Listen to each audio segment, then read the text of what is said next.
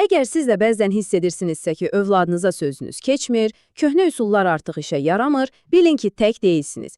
Gəlin, bugün birlikdə yeni nəsil uşaqları anlamağın və onlarla doğru ünsiyyət qurmağın yollarını öyrənək. Bu, müasir valideynlər üçün bir növ bələdçidir. Bizim vaxtımızda heç belə deyildi. Yəqin ki, bu cümlə sizə çox tanış gəlir. Amma inanın, problem nə sizdədir, nə də övladınızda. Məsələ sadəcə ondadır ki, dünya dəyişib. Gəlin elə bu dəyişikliyin kökünə enək və görək səbəb nədir.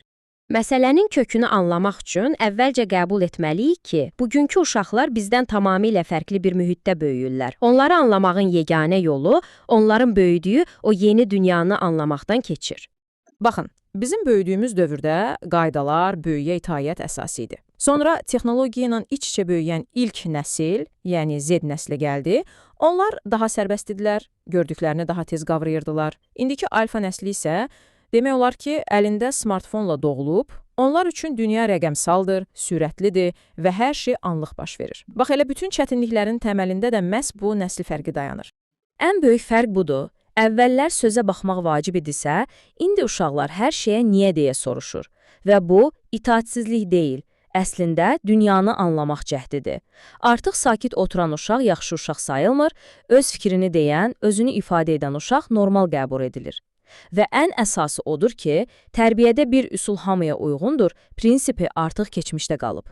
Təsəvvür edin, bu rəqəm bugünkü uşaqların hər gün telefon, planşet, televizor kimi mənbələrdən aldığı orta vizual informasiyanın həcmidir. Gündə 5-7 saat. Buna görə də onların beyni informasiyanı bizdən qat-qat fərqli şəkildə emal etməyə öyrəşib. Bu da təbii olaraq onların öyrənmə tərzini və diqqət müddətini kökündən dəyişir.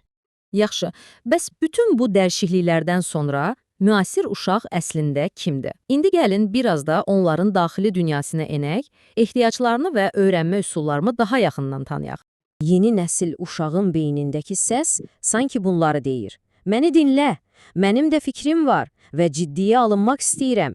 Məni nəyəsə məcbur etmə, qoy əylənərək öyrənim.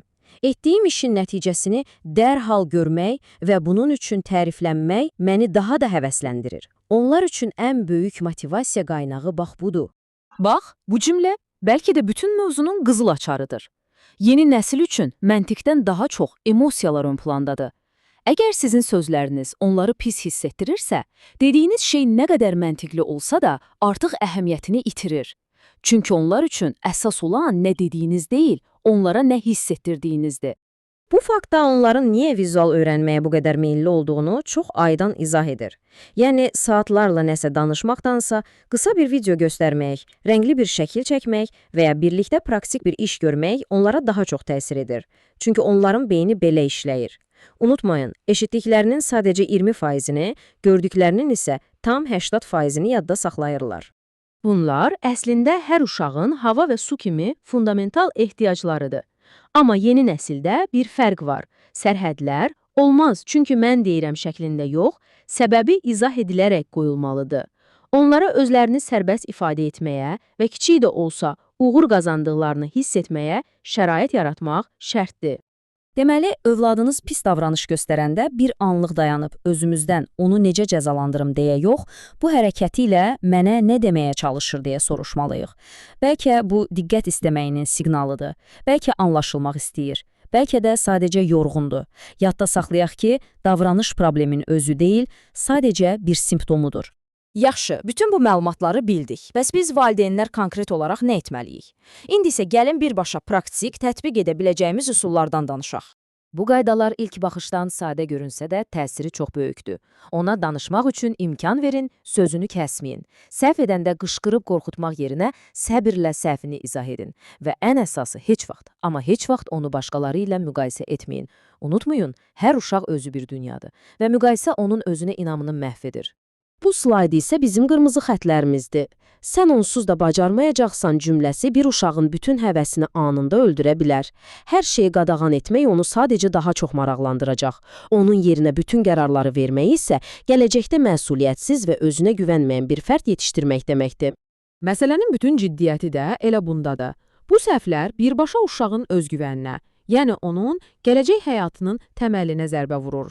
Nəticəsi isə uzun illər davam edən daha dərin problemlərə yol aça bilər. Yaxşı, bəs onu necə motivasiya edək?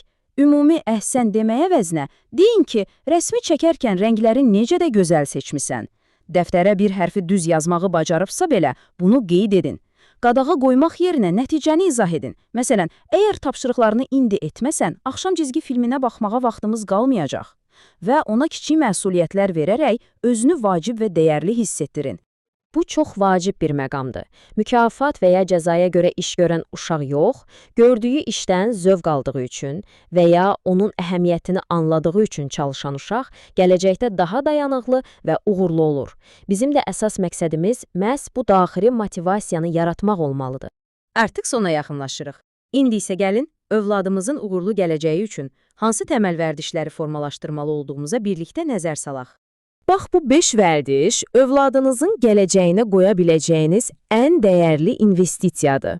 Kitab oxumaqla onun təxəyyülünü, rejim qurmaqla məsuliyyət hissini, ekran vaxtını düzgün idarə etməklə isə iradəsini gücləndirirsiniz. Və ən əsası, icazə verin, həmişə sual versin.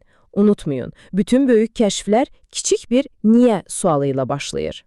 Valideyn olaraq etməli olduğumuz ən böyük düşüncə dəyişikliyi məhz budur. Nəzarətçidən bələdçiyə çevrilmək. Nəzarətçi deyir, dərslərini elə, çünki mən belə deyirəm. Bələdçi isə deyir, gəl birlikdə baxaq, dərslərini nə vaxt bitirsək, oynamağa da kifayət qədər vaxtımız qalar. Bizim işimiz qorxutmaq yox, anlamaq və yol göstərməkdir. Unutmayaq ki, bütün bu qaydalar dəqiq bir resept deyil, sadəcə bir bələdçidir. Sizin övladınız unikaldır, bənzərsizdir. Onu diqqətlə dinləyin, onu müşahidə edin. Bu yeni nəsil bizdən də yeni bir valideynlik tərzi tələb edir. Bu dəyişiklikdən qorxmayaq. Və yekun olaraq, uğurlu gələcəyin formulası əslində çox sadədir. Sevgi, anlayış və düzgün metod. Bu üçünü birləşdirdiyiniz zaman evladınızın xoşbəxt gələcəyi üçün ən möhkəm təməli atmış olursunuz. Ümid edirəm ki, bu izahımız sizin üçün faydalı oldu. Diqqətiniz üçün təşəkkür edirəm.